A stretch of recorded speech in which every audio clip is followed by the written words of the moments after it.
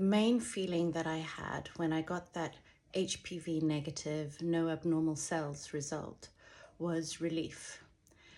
And along with that relief came a huge amount of pride. And I actually said to the nurse who did the colposcopy and said, I can't see any abnormal areas on your cervix.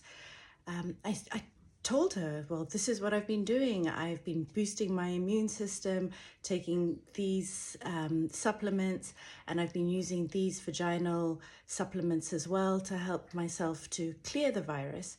And she wasn't very interested. And I can understand why, because she was also going along with the training that we have as medical professionals, that there's nothing that you can do about HPV.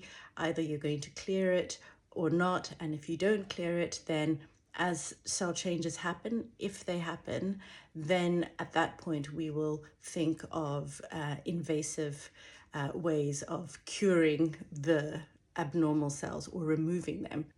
But those invasive strategies have their own consequences as well. And nobody wants to sit with the risk of things developing further and even into invasive cervical cancer.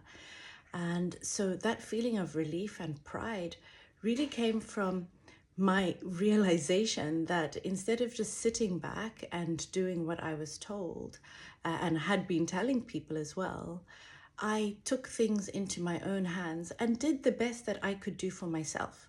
Of course, there was no guarantee that what I was doing was going to change the outcome, but at least I would have known that I had done for me what was in my power to do. And that was really important to me.